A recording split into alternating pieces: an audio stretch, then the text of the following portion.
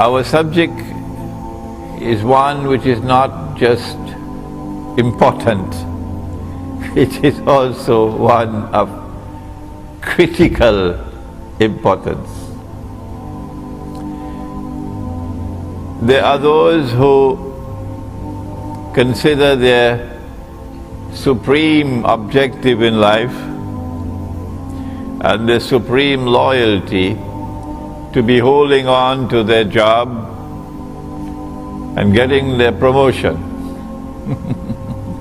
But there are others who believe that their faith is the most important thing in their lives. And such people would want to sacrifice whatever they have to sacrifice in order to preserve their faith.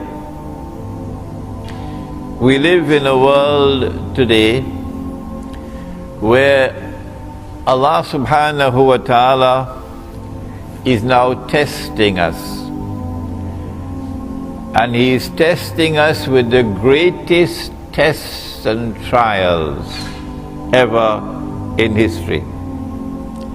No people ever before, no people had to face the tests and trials that we now face. These tests and trials are of such a nature that reason alone, the rational faculty, the capacity to think is not enough. No. We have to be a people who see with two eyes in order to be able to see and recognize the world today. But most people see with only one eye. They see with only the external eye. They are internally blind. They may have a PhD from MIT, but yet they are internally blind. The heart can see, but they don't teach that at universities now. The heart can see what these eyes cannot see. The heart can penetrate beyond the external appearance to reach the internal reality of things. But that would be possible only when there is faith in the heart. And when there is faith or iman in the heart, then Allah puts into the heart Noor.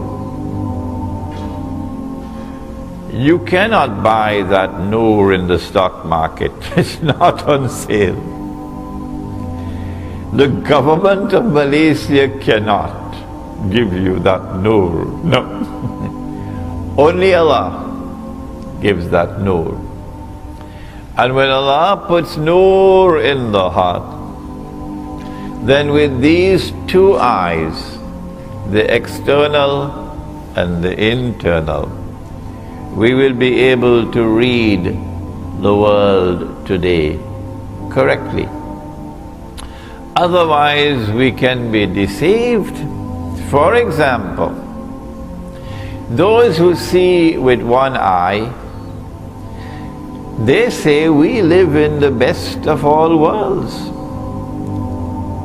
This is the best world ever. There has never been a better world than this. In this age, for example, we have electricity. Yesterday, they used the oil lamp. In this age, we have the motor car. Yesterday, they used the donkey cart. In this age, we have the telephone. something that you are familiar with in this company. And yesterday they used to use birds, pigeons, to take messages. In this age we have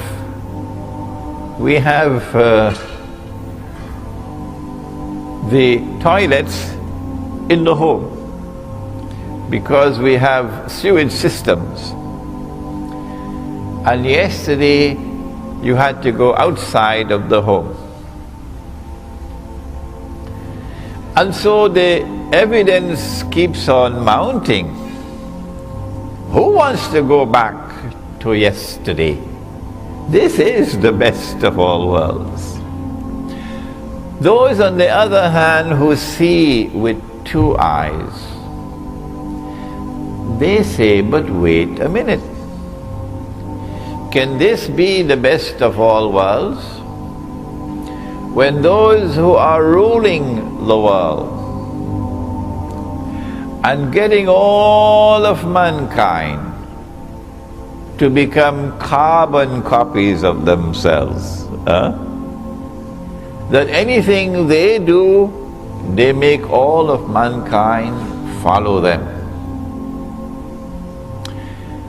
This civilization, which today dominates the whole world, is now moving to get all of mankind to agree. Every government eventually will have to accept that it is legally permissible for a man to marry another man. Did you hear that? Did you hear that? That's progress, huh? That's progress. And get a marriage certificate.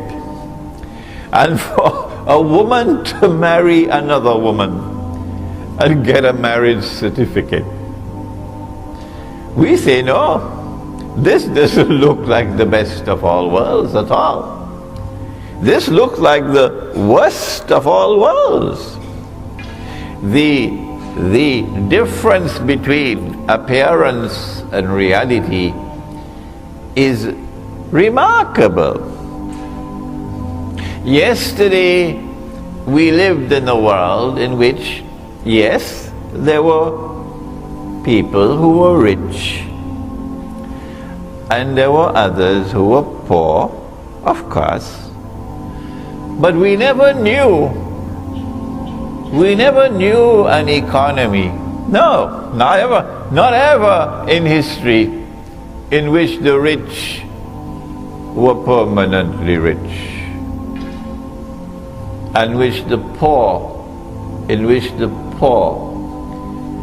were imprisoned in permanent poverty and destitution.